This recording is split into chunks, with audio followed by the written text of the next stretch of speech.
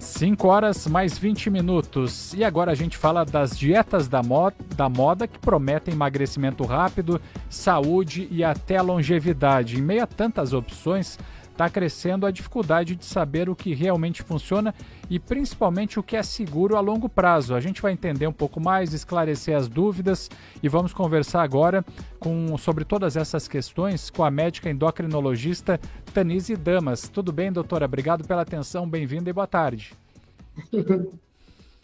Oi, boa tarde. Obrigada pelo convite. É um tema bem importante, bem interessante.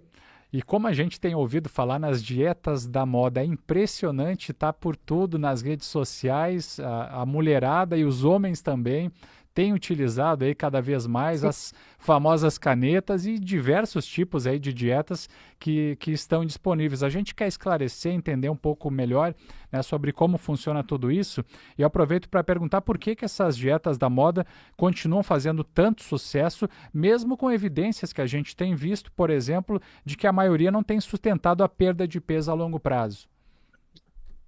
sim. Então, é bem interessante essa questão. Por que que as dietas muitas vezes não sustentam a longo prazo? Quando são principalmente dietas muito restritivas e que são difíceis de manter. São 5 horas mais 21 minutos, Oi, oi. uma pequena interferência aqui na conexão, mas agora voltou. Tá tudo certo, doutora, pode continuar. Voltou agora? Tá, então quando são dietas muito restritivas, é que a pessoa não consegue se manter naquela dieta. Aí tende a ter um reganho de peso. O que se orienta hoje em dia, o que é mais adequado, são orientação alimentar, uma reeducação alimentar, é introduzir alimentos saudáveis na alimentação, ao invés de demonizar determinados alimentos. Perfeito. E eu gostaria que você explicasse também para a nossa audiência sobre essas dietas da moda, por exemplo, as dietas como a cetogênica, tipo sanguíneo, ou outras tendências recentes, né? O que você considera, por exemplo, cientificamente Uhum. válido e o que acaba sendo mito também? Tá certo. A cetogênica e a do tipo, a cetogênica tem alguns riscos para alguns públicos. Não deve ser feita por gestantes, pessoas com diabetes também têm certos riscos, tem riscos de hipoglicemia e também é difícil de manter a longo prazo. A dieta da selva, que você falou, né, que usa alimentos mais antigos, mais naturais, evita os industrializados, mas, por outro lado, ela retira muitos grupos de alimentos e acaba sendo insustentável também a longo prazo. A do tipo sanguíneo não tem evidência científica. Não existe evidência de que determinados tipos sanguíneos tenham que ter determinados tipos de dietas. Não existe evidência. E tem outra questão também, qual é o peso que você define, por exemplo, sobre a condição genética da pessoa? Isso tem que influência quando a pessoa procura perder peso? Sim. Então, inicialmente a gente faz o IMC, é o peso dividido pela altura ao quadrado, a altura em metros. Mas o IMC não é o mesmo para todo mundo. O IMC de 25 numa mulher pode ser diferente do IMC de 25 num homem, porque o IMC não leva em conta a composição corporal.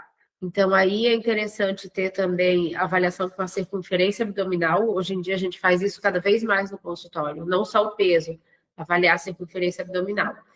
E existe um exame que pode ser feito que é a bioimpedância, para ver a composição corporal. Às vezes tem paciente que tem o IMC normal, mas tem uma composição corporal com muita gordura e pouco músculo. Então é interessante ter essa avaliação. Doutora, outra questão também, quais são os principais riscos hormonais e metabólicos de seguir dietas restritivas ou até mesmo esses modismos alimentares sem acompanhamento Uhum. médico? Muita gente está fazendo isso.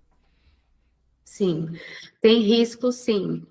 A dieta restritiva, ela pode desencadear transtornos alimentares, pode desencadear, depois que terminar a dieta, de a pessoa ter compulsão alimentar.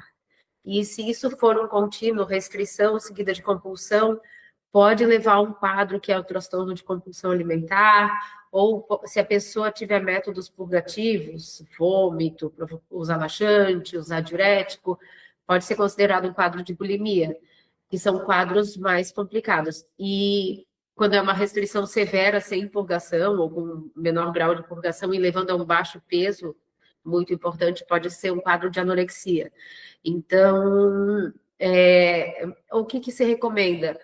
Tá com alguma questão com o peso, procura um endocrinologista. Não tentar fazer por conta, porque fazer uma restrição muito importante pode restringir, ter uma desnutrição, uma carência de vitaminas, carência de proteínas, e pode envolver quadros psiquiátricos mais graves.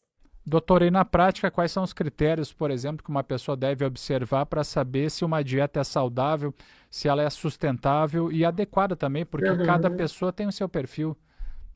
Tá certo. Então, uma dieta saudável é uma dieta que se consegue manter a longo prazo. Existem 3 dietas saudáveis que são descritas pela American Heart Association, Associação Americana do Coração. É a dieta do Mediterrâneo, dieta DASH e a dieta pescetariana ou pisciana. Então, dessas 3, a que eu mais gosto, a que eu mais recomendo é a dieta mediterrânea. O que é essa dieta? Ela inclui alimentos, inclui vegetais, legumes, frutas, peixes, nozes, castanhas, azeite de oliva, não demoniza nenhum alimento, evita os industrializados, mas prioriza esse tipo de alimento.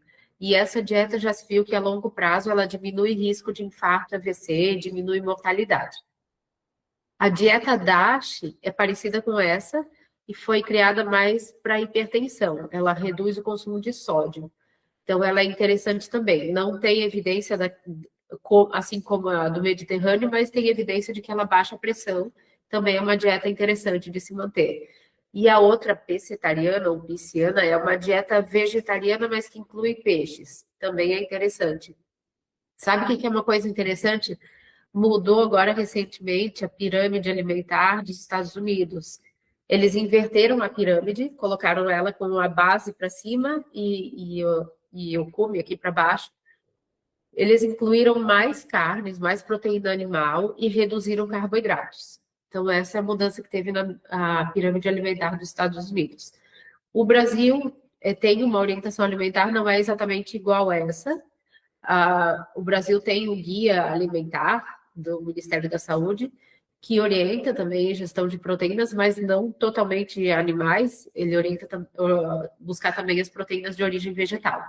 Então, se vem estudando, se vem buscando a questão de alimentação saudável e evitar os industrializados, evitar tudo que é muito enlatado, empacotado, muito pronto, desconfie. Buscar mais o cozinhar, o descascar, dar mais trabalho, mas é mais saudável. Doutor, inicialmente, é claro que tem essa inversão aí que também viralizou, todo mundo está acompanhando, da pirâmide alimentar dos Estados Unidos. Como é que você vê essa mudança agora estabelecida? Eu vejo como um passo interessante, que a gente sabe que nos Estados Unidos existe um grande problema de obesidade, e que no Brasil vem acontecendo parecido, vem seguindo o que se acontece lá. E o que se vê é um consumo muito grande de carboidratos.